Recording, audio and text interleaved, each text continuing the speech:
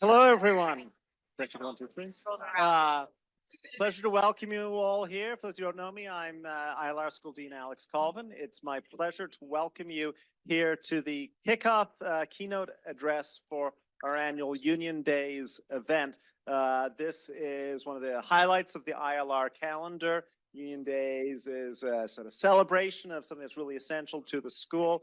We are the New York State School of Industrial Labor Relations, and this is really part of the essence of what we teach about and work on at the school. So very excited to welcome you here. I do want to note that we do have another, the next upcoming event in the series will be on March 26th, the talk in room 105, which is the room literally below us at 4:30. There'll be a panel on free speech and the law, academic freedom in the university as a workplace. It's organized by Professor Gali Rakabi, and that's also going to be part of the Union Days series. So encourage attendance at that as well.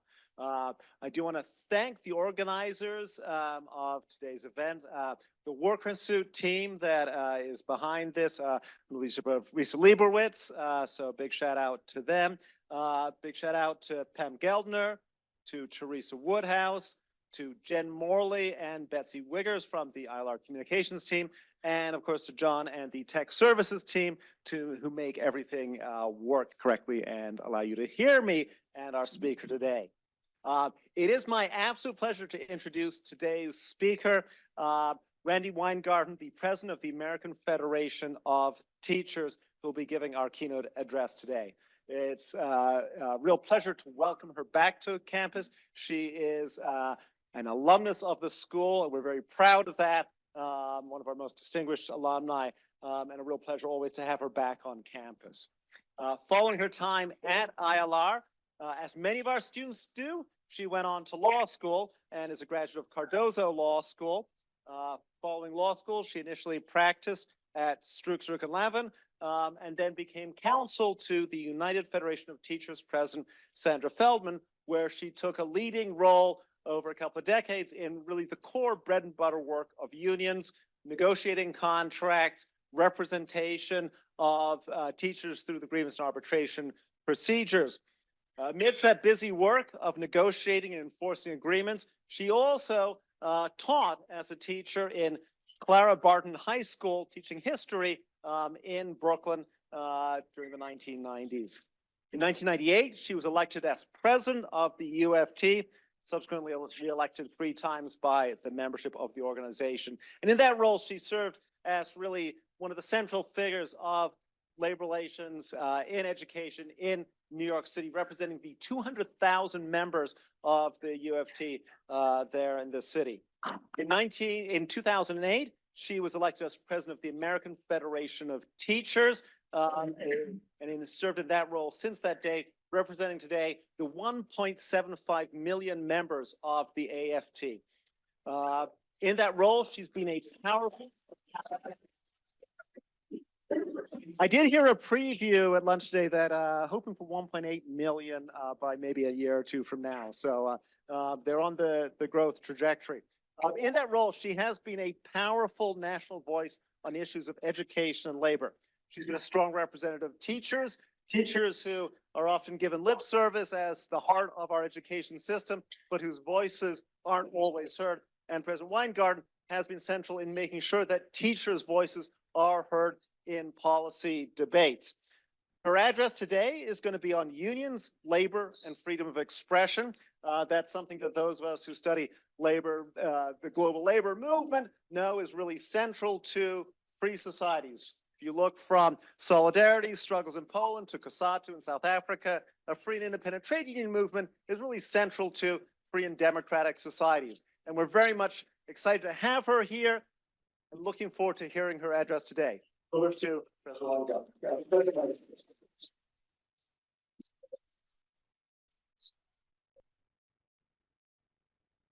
Thank you, Mr. Dean.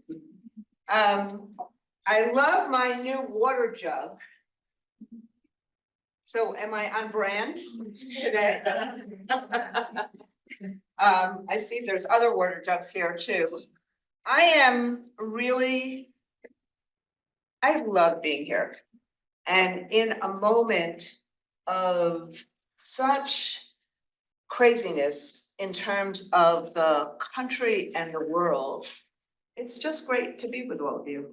And it's so for me, who graduated from here, and I asked my class this, I knew that everybody had been born after I graduated. Obviously, I graduated, maybe not everybody in this room was born after, but I graduated from the ILR school in 1980. Anybody know the music in 1980?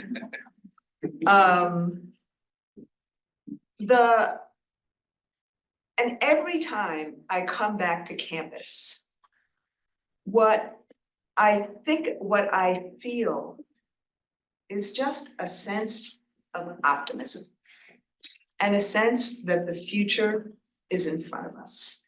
And that's not just because of Risa or your dean or your professors. It's really because of you. And particularly the young adults and not so young adults that are in this room. There's a sense of possibility, which is frankly always what education is supposed to be about, but you feel it deeply when you are on a college campus.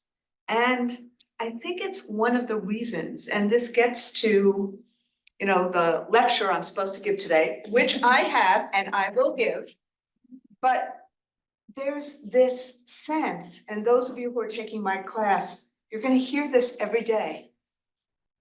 What are people afraid of when they hear that sense of possibility and that sense of potential?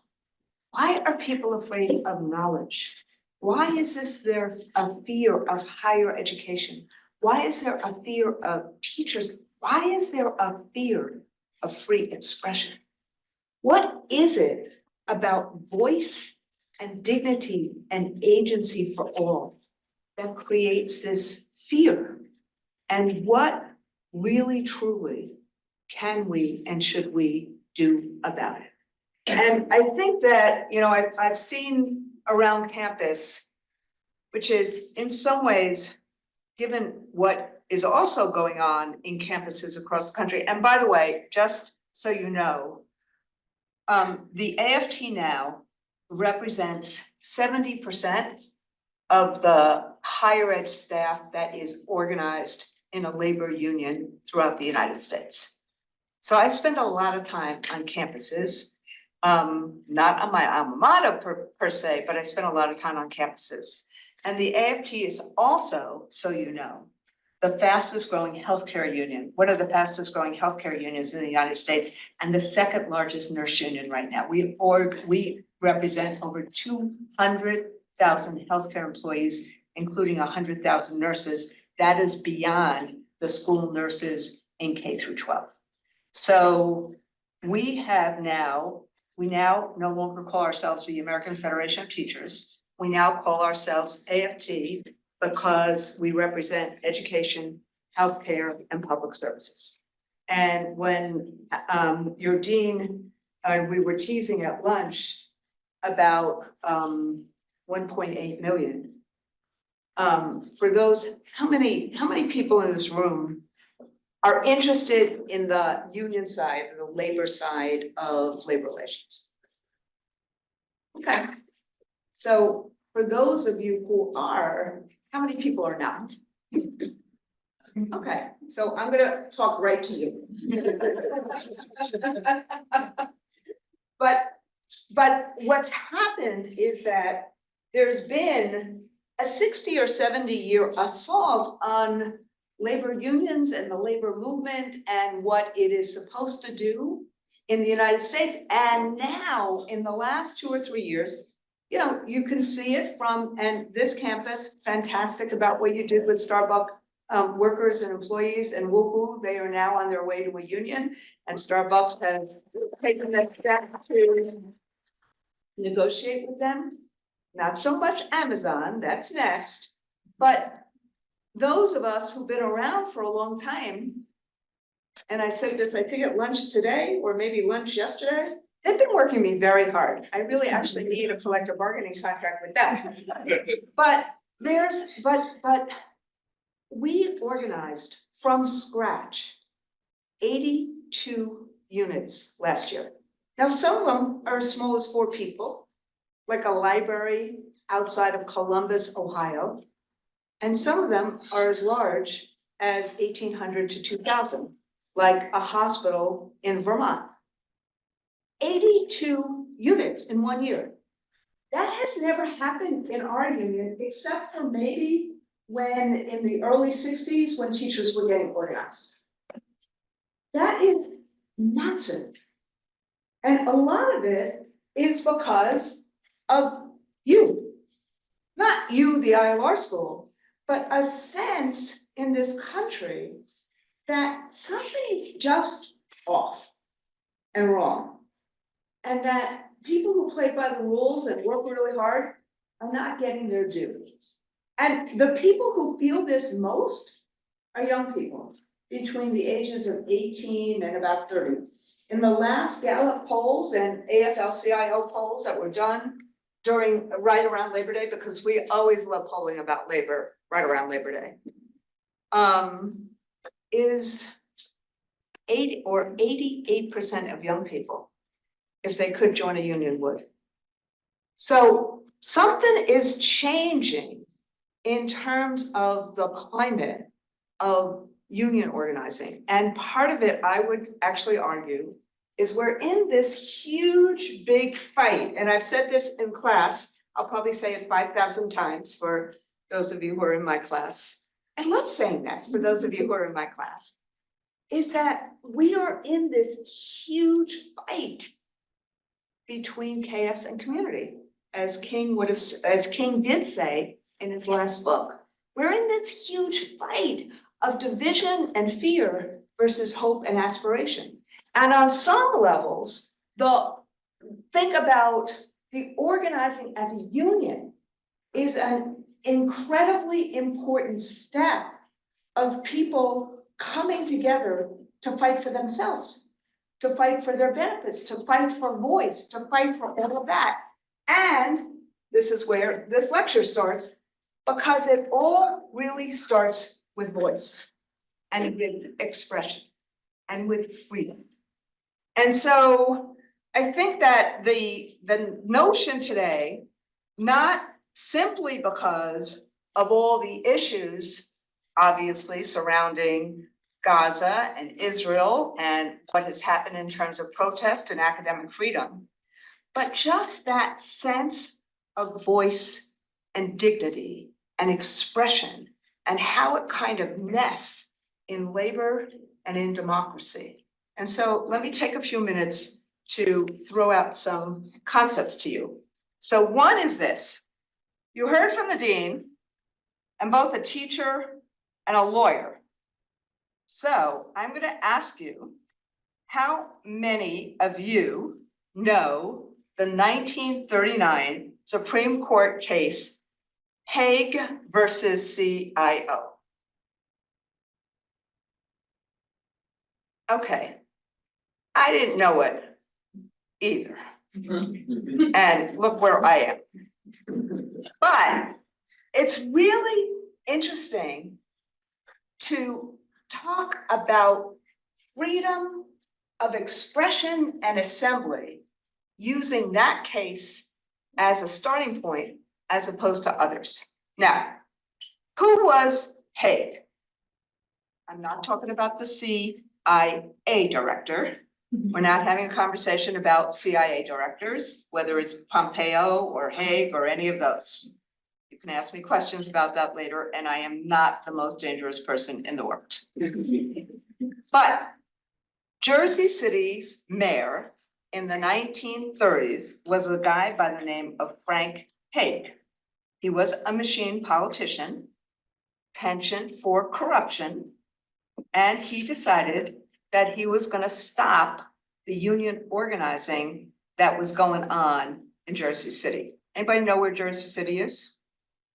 Okay, you want to tell people? In Jersey, Yes, perfect. Yeah. Yeah. You know, it's really close to the Washington Bridge, Yeah. the Hudson River, you know, it's very close, easy commute, and I know that, you know, for transportation over more. Right. So it's pretty much right across from Manhattan. And so Jersey City, Trenton, Patterson, Newark, all huge industrial hubs in the 1930s. So Hague versus CIO, not AFL-CIO, but CIO, because at that point, the AFL and the CIO were separate. And the CIO was doing an organizing drive in Jersey City. And what does Hague do? He passes or gets passed a local ordinance, that forbids labor meetings and leafleting in public spaces such as parks. Yes, we did have a First Amendment in the Constitution before that, but he passes this law. So what does the CIO do? The CIO says, that's not legal, and they go all the way to the Supreme Court. This is what the Supreme Court said in 1930, in the late 1930s. The court ruled that a city could set, you probably figured this out already, a city could set reasonable time, place, and manner restrictions on public meetings.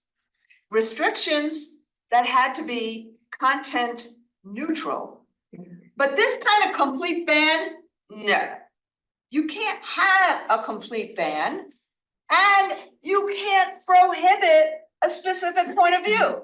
Meaning you can't say that Alex could do whatever he wanted to do in, at least speaking wise, in a Jersey City park, but Randi can't do it. Somebody's laughing.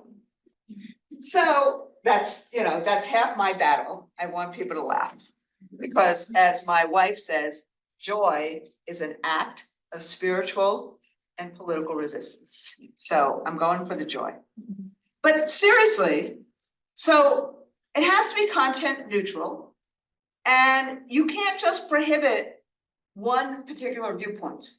By the way, just last night, this same principle was used by the 11th Circuit, which is not normally considered a freedom-friendly court of appeals in the United States court system. Anybody know where the 11th Circuit is?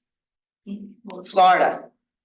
They just threw out Ron DeSantis's anti-woke law as it applies to employment on these very same issues, that it was not content neutral. Because what did DeSantis say? His view of DEI, you could talk about. But my view of DEI, you couldn't talk about. Because my view was, I believe in DEI, and DeSantis doesn't believe in DEI. And so for the same issues, that it wasn't content neutral, and the prohibition didn't apply to everybody equally, just last night, they threw out the DeSantis as anti-woke law. Now, why am I focused on this? It's kind of important right now, given everything that's going on. It's kind of important right now, this precedent, given what's going on in terms of academic freedom. It's kind of important given what's going on in college campuses. It's kind of important given what's going on in terms of free expression and the freedom of assembly. But why else am I talking about it? This notion that if you go to law school and if you hear, you're going to hear a lot about there can be time, place, and manner restrictions, but they have to be content neutral, and they can't target one or another specific viewpoint. Who brought this case? A labor union brought this case. And why did a labor union bring this case? Because a labor union or the labor movement was trying to organize. And what is the key, absolute, vital ingredient in terms of organizing? Expression, assembly. the same things that we hold sacrosanct in so many ways. That's who brought it, and that's what we do all the way back to some of the origins of who we are. So if we don't have free expression, how are we gonna do the work we do?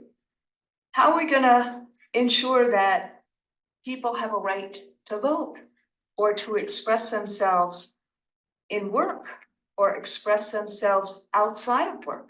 How do you collectively bargain if you don't have free expression? How do you actually do anything in a democracy if you don't have free expression? And part of free expression has to be the ability to protest, the ability to assemble, the ability to get together.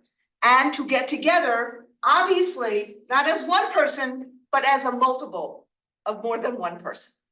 In fact, the National Labor Relations Act talks about concerted action as more than one person. People joining together to actually act in concert together to have collective bargaining. So this becomes absolutely critical. Expression, voice, agency. It is absolutely critical to anything we do, whether it is a fight back or a fight forward. That's why I start with that. So the question becomes, and I'll riff on this a bit, is what does that mean today in today's world? Now, in non-union workplaces, most of you, if you're in this lecture, you understand that in non-union workplaces, you could be fired pretty much for any reason at all. That without the protection of a union, maybe with the exception in the public sector, because there may be some protections under the Constitution, under due process. But basically, in non-union workplaces, you could be fired for having a bumper sticker on a car for a political candidate that your employer opposed. You could be fired for tweeting criticism of a Supreme Court decision, such as Dobbs. You could be fired for a whole bunch of different reasons if you did that connected to work. Public sector, it's a little bit less broad, just because, as I said, because of the due process provisions of the 5th and the 14th Amendment. But there are cases like the Garcetti case that says you can be fired for publicly criticizing the agency in which you work. And look at what's now happening with all the culture wars in terms of K-12 and the kind of sense of censorship that is, erupting around the country, and how scared teachers are. So this kind of then gets us to, okay, how do we, what's going on? How do we operate like this? And what impact does this now have? Not just on day-to-day living, but what impact does this actually have? I'm going from the very, very, very micro to the really big macro. Democracy, freedom,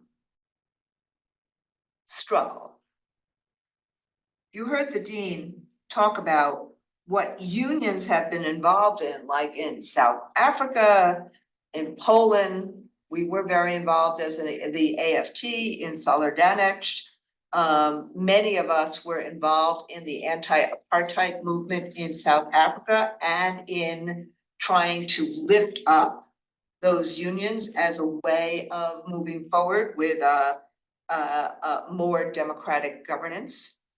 Today, we are supporting the Ukrainian teachers unions in Russia. And frankly, most of you probably don't even know this, We are, as the AFT, and I am individually, we supported lots of the pro-democracy forces in Israel against Netanyahu. And I have oftentimes, anytime I am there, out on a protest against Netanyahu. We have done all of these things. What is the through line here?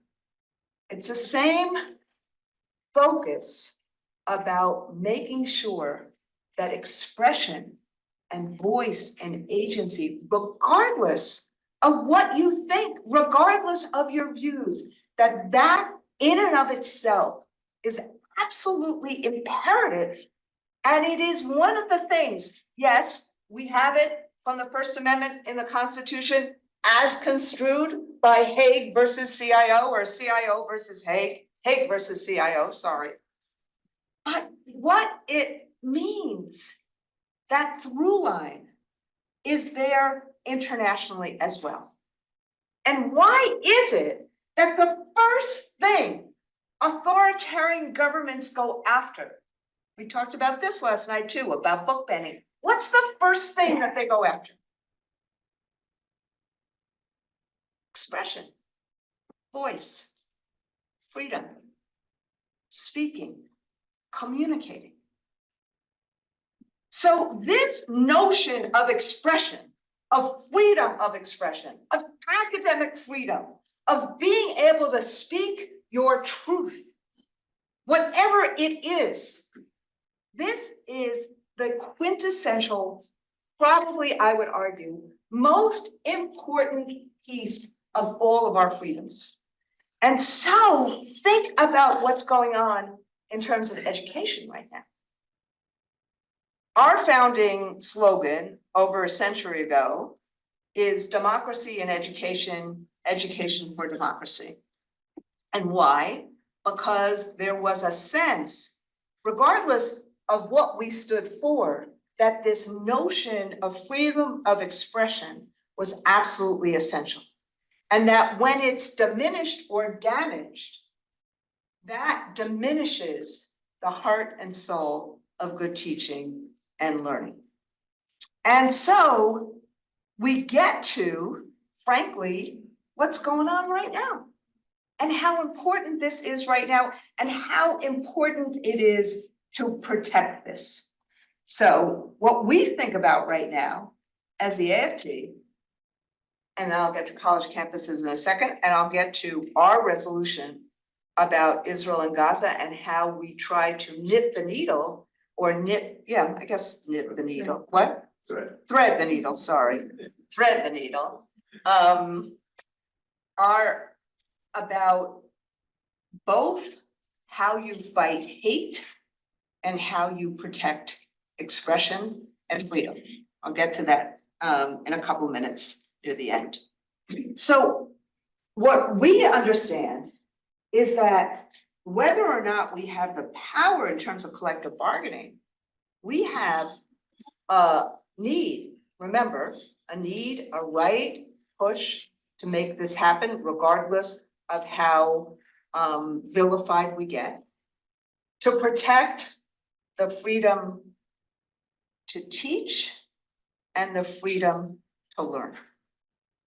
Because if we don't protect both the freedom to teach and the freedom to learn, how are we creating not only a safe and welcoming environment for folks, but how are we making sure that we are protecting this right to assemble, this right to express oneself, this right to have curiosity and creativity and critical thinking and dealing with conflict? How are we protecting that bundle of what is absolutely essential to the teaching and the learning process?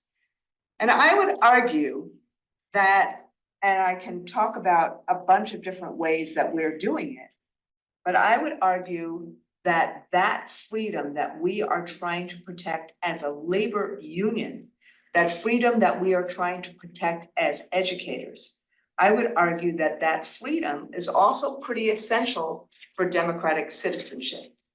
And it is, if we don't do that in terms of ensuring that in the election process, there is that freedom of expression, then we are taking a step backwards towards autocracy and towards the elimination of freedom. Now, how do you do all of that stuff in a period of time of AI, of disinformation, of all this other, of all of this other stuff happening? How do you do all of that? How do you do all of that as individuals? So it's part of why I go back to, and I assume that we're having this conversation or this lecture as the indispensability of expression within a union and what a union has to do. So take individual people who teach something that somebody else doesn't like. Say there's a book that I really, really, really don't like, or somebody doesn't like that I taught. Let's use, for the sake of argument, Amanda Gorman's poem. Everybody know who Amanda Gorman was, or is? Everybody?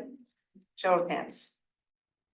So she is, or was, poet laureate of, a young poet laureate of the United States.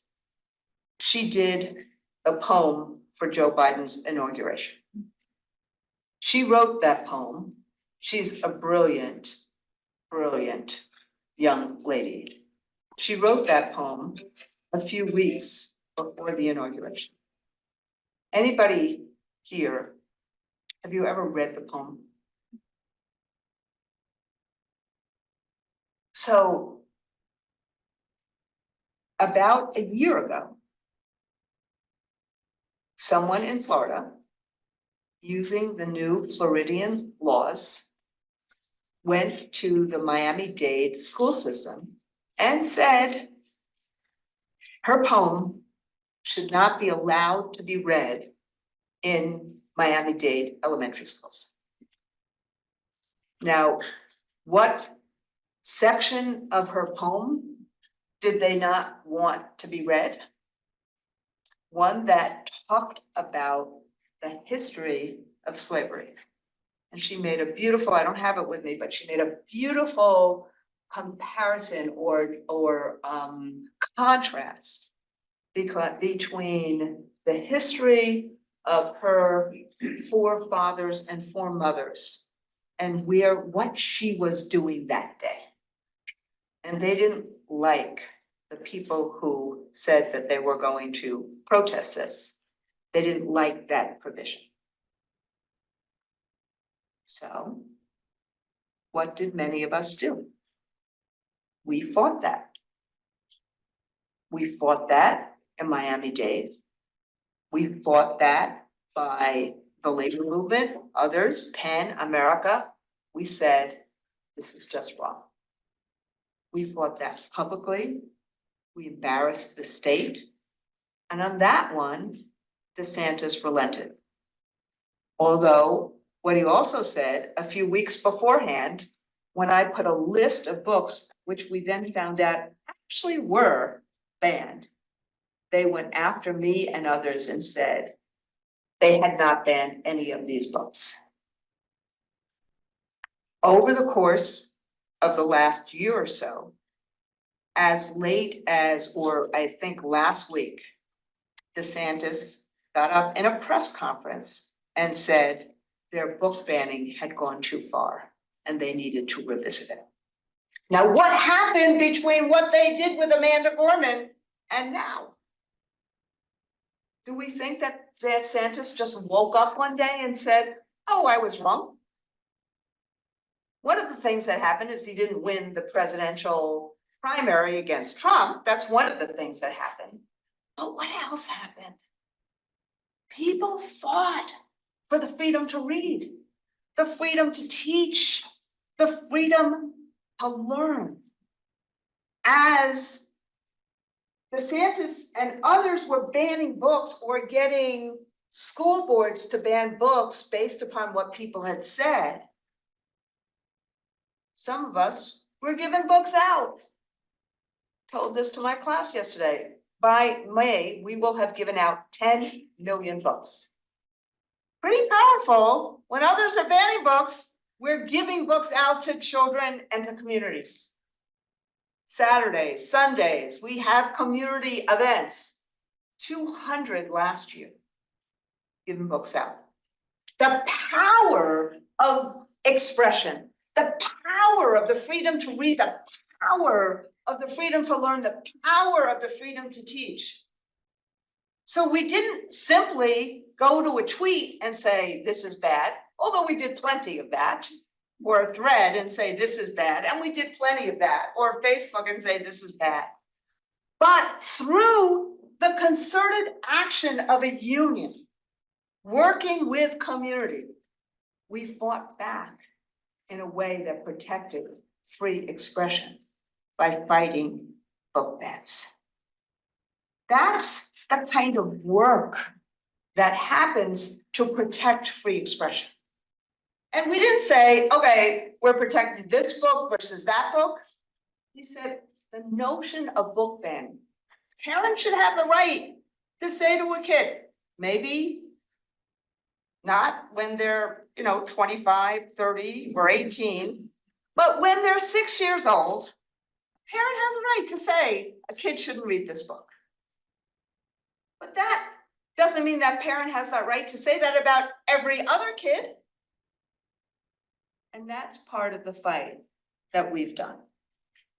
A fight for free expression. A union in 1937 going to court, a union in 2023 and 2024 using the streets to protect free expression through the right to read, the right to learn, the right to teach. So we're doing more of that. We are fighting DeSantis's push to get rid of sociology in New College. We're pushing, as I just said, about the work with the 11th Circuit. But the same thing is what we try to do. And, this one's hard, which is why I'm raising it. On the whole issue of the Israel-Gaza war, it's hard. Seeing what's happening, not only on October 7th, but seeing what's happening every single day, it's hard. And so if you're a union that cares about people and that cares about free expression and that expelled our white locals in the 1950s because they wouldn't integrate, if you're a union that cares about being anti-racist, that cares about fighting anti-Semitism, that cares about fighting Asian hate, that cares about fighting Arab hate, but it also cares about freedom of expression, as you've heard me say, and also cares about academic freedom, and a union that represents 70% of the faculty that's organized on campus. What do you do? Well, you do, excuse me, what every college administrator should have done as well, which is you wrestle it out. You try to figure out what you can do to ensure, separate and apart from what you say about Israel and the Israeli-Gaza conflict, what do you do to ensure that there's a safe and welcoming environment on a college campus? What do you do to make sure people feel safe, people feel welcome? And how do you do it in a way that you also ensure and protect academic freedom and freedom of expression? And that is what we are trying to do right now. And that's why we have come up with a resolution. We can send it to all of you if you'd like to see it, to ensure that we make places for people to protest, but we also make sure that places and campuses are safe and welcoming. And we make sure, or we do whatever we can, that we don't impede free and honest discussion and debate as long as that doesn't intrude on safety and the welcoming nature of what a campus is supposed to be.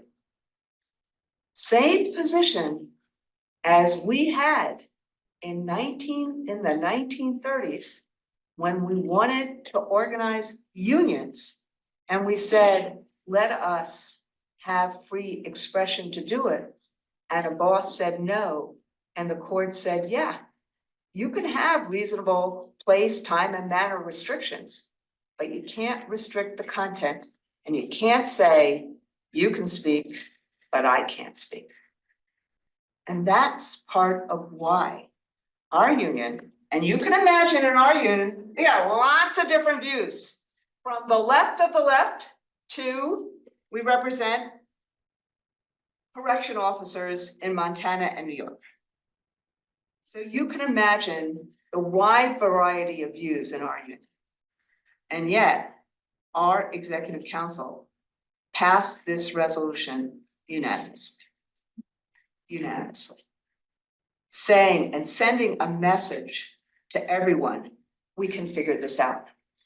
And why is it also so important to figure it out? Look at how this stuff is being weaponized. Look at what happened to the 3 college presidents who were brought down to testify. Now, I have a little understanding, and I'm going to end with this. I got a little understanding of what it's like to testify in front of Congress. They did that to me last April. And no, it's not fun when a Marjorie Taylor Greene looks at you and says, no, you're not a mother. When you grow up as a closeted gay person and your wife, who's a rabbi, is standing or sitting right behind you.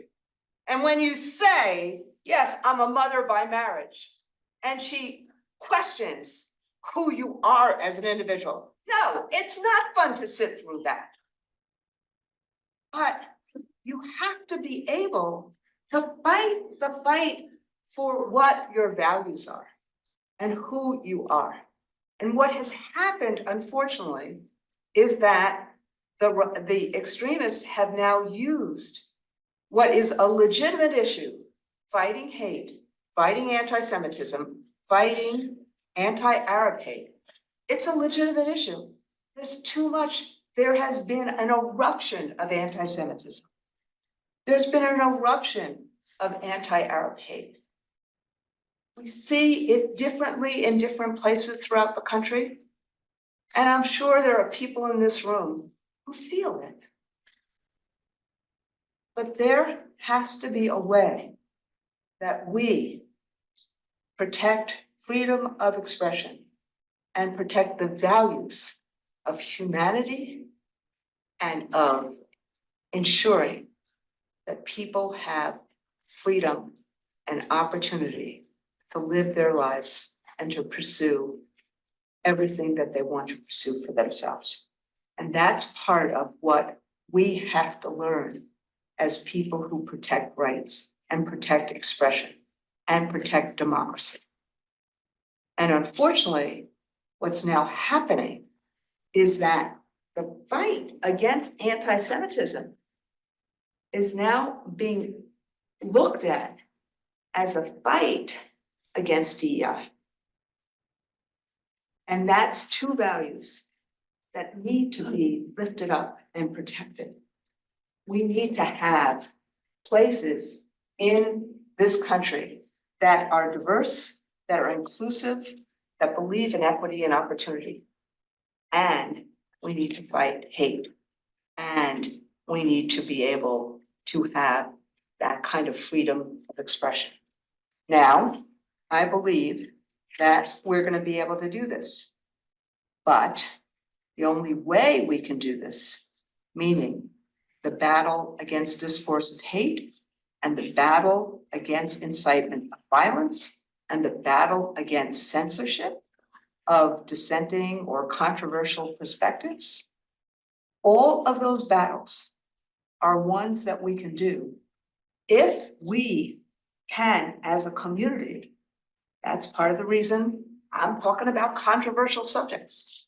If we as a community can come together and actually talk about it. And actually be able, even if we have different perspectives in a room, not yell at each other, not scream at each other, but listen to each other and think about what each other is saying and believe in the basic humanity of each other. That's what democratic citizenship is about. That's what free expression within a union is about. That's what education is about. And so I'm rooting for you, Cornell, to be able to do all of this. I'm rooting for the ILR school to be able to lead this. Thank you.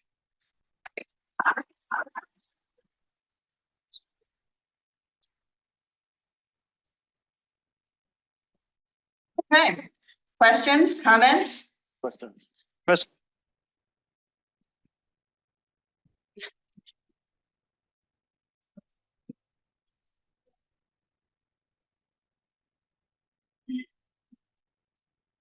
I know.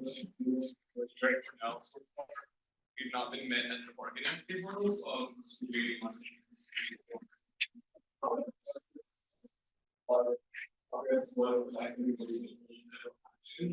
Which would all consider being allowed under the current. I was wondering, considering that we still have so much of human expression and what we feel about like policies like that, especially in the context we're not allowed to have. Hindering even the environment that. Well, one of the things Risa told me about an hour or two ago was about, let me figure out, this interim. Is that what you're talking about? Yeah. So what I think should have, this is my opinion here. One should actually look at that. Your union should look at that and see, is it more like what Hague did in 1937 to the CIO? Or is it a reasonable time, place, and manner rule? I said to Teresa when she raised it with me, I haven't seen it, I haven't been able to do an analysis of it, so I can't really opine on it. But that analysis has to be done, and you can do that with lawyers, or you can do that without lawyers, but that analysis has to be done. And if it is, as you said, tell me your first name. Dr. TAKSHIL. Thank TAKSHIL, Takshu. If you, if it is as you said it was, then it's not appropriate in terms of this university. And it is antithetical to what a university should be. But having not seen it and not knowing what it says, I can't actually opine on it. Which means that that's something that you should do within your union. Now, we had a long history at Cornell of organizing the graduate workers, but the election that we went through, we lost. And UE won, and congratulations to you this time around. And so, and what I would do is I would be on a two-track system here. Number one, you have a right to organize. You have a right to assemble. You have a right to meet. They have to meet with you at one point or another. That is your right under the National Labor Relations Act and under the current authority under that act. One of the things we did a few years ago, is that many unions, UAW, SEIU, CWA, AFT, UE, as you know, we were all organizing graduate workers. We were organizing a lot of graduate workers. When Trump became president, we all pulled back on the cases that we had in front of the board because we didn't want a change in the rules. And so now there's organizing again, UAW and UE in particular. And so do the organizing that you need to do. That's what I would do. Have a plan, do a campaign, do that organizing. It's the kind of thing that there's some of the students in my class that are here, so I'm looking at them. It's the kind of thing that I said yesterday with that power grid. What do you do? And then the other thing I would do though, is who who's your community? Who are your allies? Who's working with you? Who do you have that's gonna help do this? Not gonna do it for you, but creating a community around it. Okay? Do a campaign, be fun. You're welcome. Anybody else? I have also a grad student union question. I'm curious, because I know one of the major provisions for grad student unions ask for at the beginning is union security. So that means that everyone eventually would have to join, all the grad students would have to join the union and pay dues. There's some ways they can object and get out of that. But as I look through the details, to me, it actually looks very undemocratic. Some of the ways this could play out. Suppose I didn't want to join the grad student union, I could still be compelled to pay dues, then I become a Beck objector, but then I lose my right to vote on the contract. So it's, I think, actually taxation without representation to these, an American phrase. But how do you see that? Do you see a contradiction with your stated values of democracy, agency, freedom? For me, this feels like an attack on freedom. And I understand the union's interest here, and I'm not a labor hater, I'm just curious. So I'm really glad you asked that question. And let me go through the terrain in which we now live. And let me see if I can suggest, in the public sector right now, we're all open shops. Probably not happy about it, yes. I'm not happy about it, but I'm not happy about it for reasons that you would not, I think you would be surprised about. I believe that we have a duty of representation to all of the people we represent. I don't think you should say to somebody, oh, you just got screwed, excuse my language, you just got screwed. Let me see your union card first before I help you. I think that's crazy. I think we have, if you, there is in America, we do kind of toggle between individual freedom and rugged individualism and collective action. And I said this yesterday in class too, it's like Reagan, FDR. And that is who America has always been. And there's lots of different reasons for it. There's lots of different history about it. But what happens for a union movement is you can't create a union unless you have a majority. You can just certify a union if there's a majority that don't want to be in it. And my union, there's other unions that have changed their rules about the certification. We never have. We believe you go out the way you come in. And if people don't want it, they don't have to have it. And we have to earn it every single day. That is the way my union works. And my union also really works, I hope, believing in the democracy of individuals. And I have gotten yelled at a lot of times over the course of the years that I've been a president of a union. Alex talked about how long I've been the president of a union. It's a long time, 25 years. And there's been many a meeting where I've been yelled at and many a meeting where I've walked in and I've been applauded. But democracy really matters. So the real question becomes, with like everything else, if you get a benefit for it, and if you want to have the contract provisions that are negotiated by the union, there should be a fee in terms of that benefit. And if you don't want to have a voice in it, you don't have to have a voice in it, but there's an opt-out clause to not have a voice in it. And that's what union security as opposed to a closed shop is.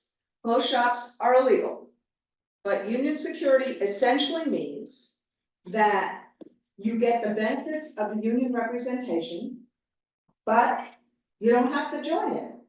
And if you don't wanna join it, you don't have to pay for things like political stuff and things like that. That's the way the public sector used to be governed before the Janus decision, and now we are an open shop. Now, what has that done in terms of unions?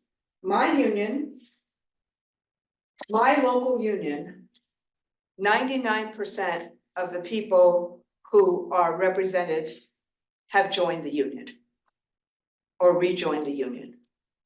And most of the northern unions who have a culture of that have that same kind of percentage.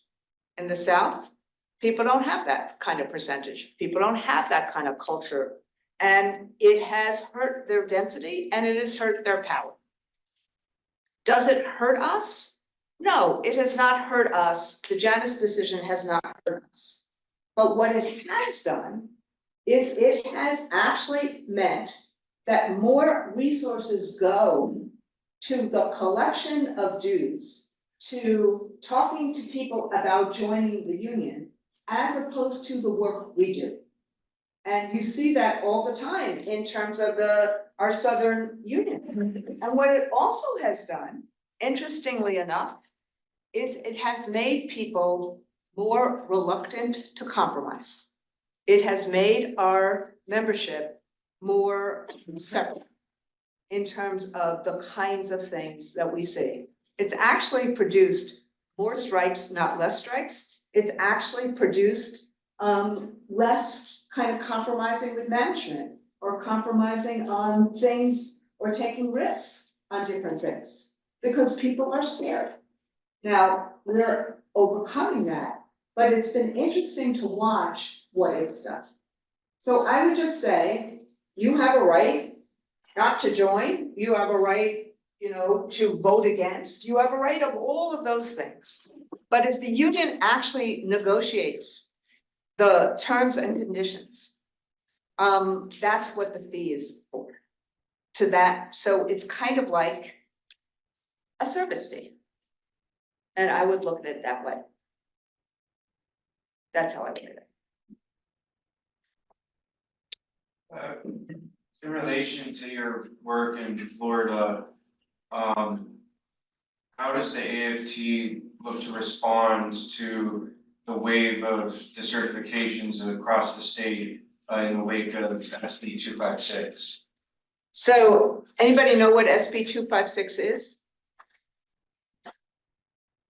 SB 256, last year, there was, as part of this new push to basically get rid of public sector unions, the Florida Constitution, the Florida legislature and governor tried to very much diminish the provision that's in the Florida Constitution. The Florida Constitution has one of the broadest, most comprehensive, most muscular provisions for collective bargaining in any constitution in America.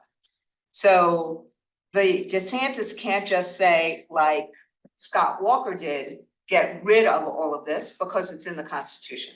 I'm getting this right? So what they've done is they've tried to condition the way that unions can organize. So last year, what they said was that, or what they passed was a law that said, you have to have 60% of the people who work in the unit in order to be certified as a union. Now, where does that 60% come from instead of 50% or instead of whatever the percentage is? And if you don't have that as certified by an accountant, then you will be decertified as a union. That's what essentially what the law is saying. Now, there's a lot of specifics around that, meaning somebody has to go to their PERG board or their PERC board to actually try to trigger the decertification. And there's other things that then happen, which is there's a showing of interest that happens through cards. And for you to be on the ballot, if you were the former union or the union that represents people, you have to have 30% of people sign cards. So, and then on top of that, in many places, we have something called checkoff, meaning just like you can have taken out of your paycheck, you know, a retirement, something for your 401k. You can have something taken out for United Way. So there was a checkoff for union dues, which then went bye-bye. So that's what 266 is. I always forget the numbers, right? So what's happened now is that this year, there are a series of unions that are in the middle of that situation. And will they get certified or not certified? Will they stay or will they leave? And several of the ASME locals, have, because they had basically 20% membership for all this time, they've decided that they're gonna leave. They've decided that they're gonna decertify. They've decided that they're not gonna represent people anymore. And there's a bunch of different reasons for that. When it comes to our unions, meaning the AFT, which is, we are a merged state, so it's NEA and AFT, we've taken a really different approach, which is if a local really wants it, we're gonna fight to organize, reorganize, and we're gonna fight the decertification. And there is one huge place, and you can see how all of this kind of works together to try to undermine people having a right to join a union. Miami-Dade. What has happened in Miami-Dade is they got to, I think, probably 58%, or a big unit, they got 58%. DeSantis really hates Miami-Dade because the Miami-Dade president ran as the lieutenant governor candidate against DeSantis. So DeSantis has this, you know, you get even kind of way about him. So what they've done is that the law was actually written by the Freedom Foundation. And there's a big expose that's happened in Miami-Dade where the Freedom Foundation has actually taken credit. So the law was not written by people who thought, you know, who were neutral. The law was written by the Freedom Foundation to try to get rid of unions. They've said this.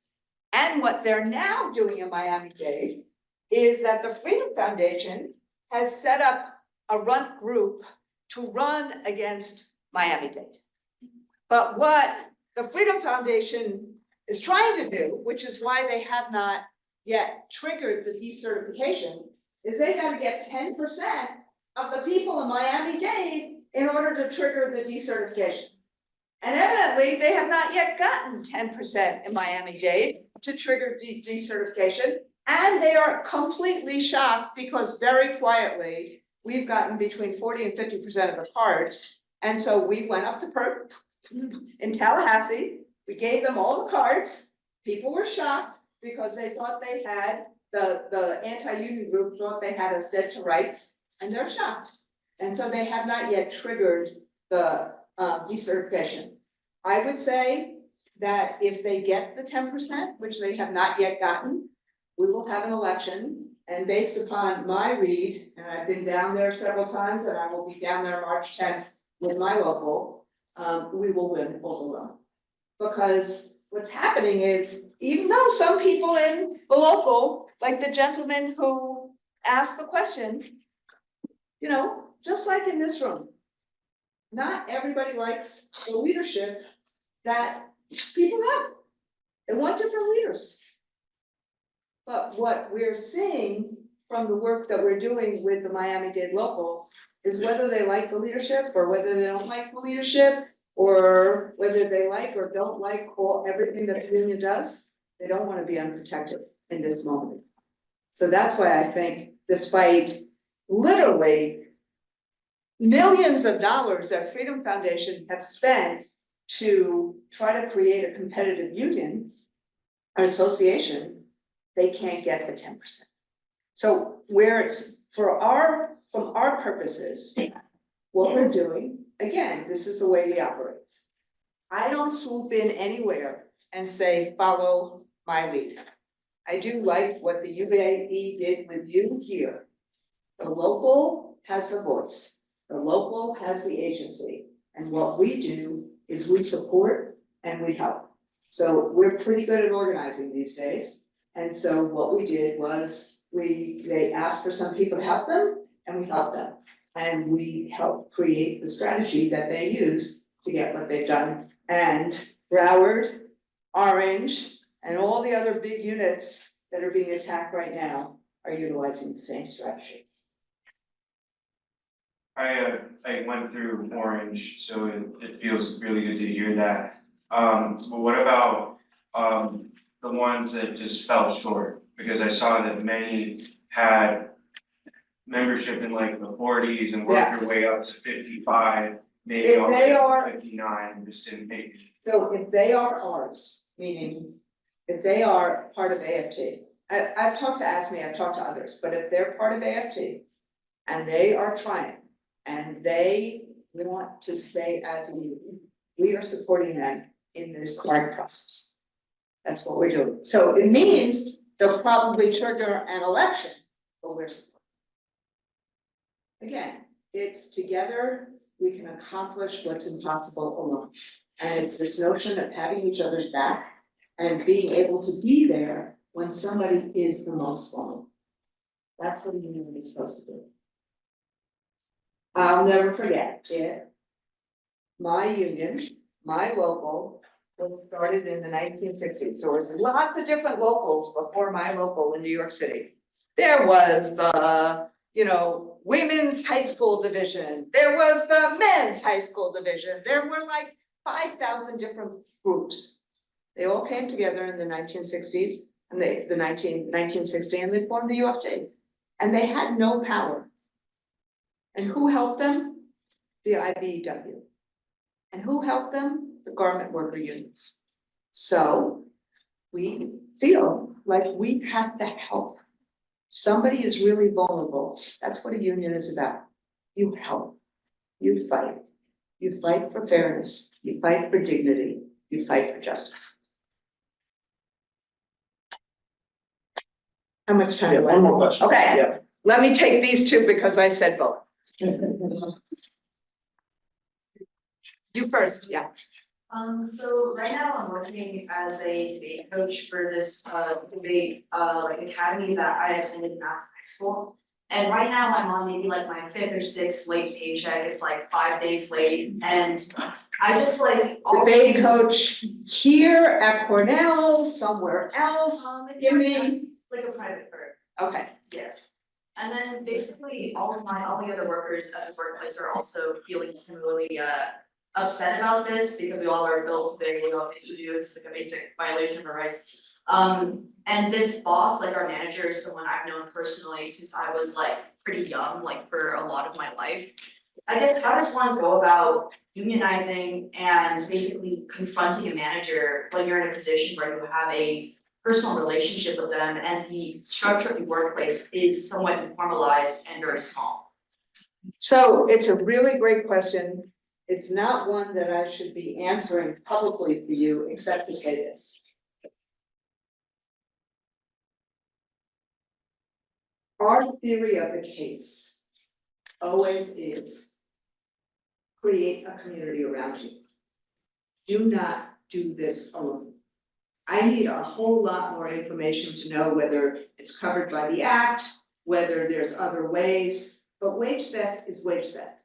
There's a bunch of, if it was in New York City, there's now a wage theft law against that. So you don't actually have to be a union to actually fight against wage theft. There's a bunch of other things one can do, but part of what we try to do is figure out what are the solutions to get to what you need, which is all of you need to be paid on time. That's a dignity issue.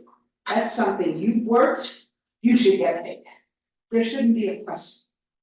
But together, in concerted action, you may be able to get it in a way that you can't get alone. And that may actually be a really important way to have the issue of the relationship not be an issue. Okay, but if you want more, we can talk about it. Again, just like beforehand, I've learned at my peril that I have to be very careful on specific situations to give advice because I don't know the details. Thank you so much for your talk. I'm a postdoc, and I study transit workers in New York, and I remember seeing you on the news during the 2005 transit strike, hand in hand with Project to Save. And over the last few years, there's been a nationwide wave of teacher strikes. In New York, the ILR law prohibits public sector strikes. I was wondering about AFTs and the public sector unions in New York, their direction amending the Taylor law, some of your thoughts on the right to strike. Well, I have actually done a lecture here about the Taylor law several years ago. Let me just say that it's been very interesting for me to come from New York, to have to deal with the Taylor law, to have people organize under the Conlon-Wadlin Act, which was much worse. You know, and to actually have experienced a strike under the Taylor law. My mom was on strike for 6 weeks in Nyack, New York, lost 2 days' pay for every day she was not working. And my sister and I were in high school at the time, and that's a big bite. Like, she used to get checks afterwards, like 2 cents, because they would still take taxes out, even though she didn't get her pay. So I've lived personally with the Taylor law in terms of as a kid, and professionally as the UFT president and counsel. I will tell you, not so secret. I think people, strikes should be last resorts. And I don't think people should basically think that because the Taylor law is there, that you can never, ever have a strike in New York. I think that I'm not saying that we shouldn't follow the law, and like Martin Luther King and Gandhi and others, I believe in civil disobedience, meaning you take the consequences when you don't follow the law, if you have a righteous reason for not following the law. And you better have a righteous reason if you're going to put your members in harm's way. So in general, strikes should always be last resorts.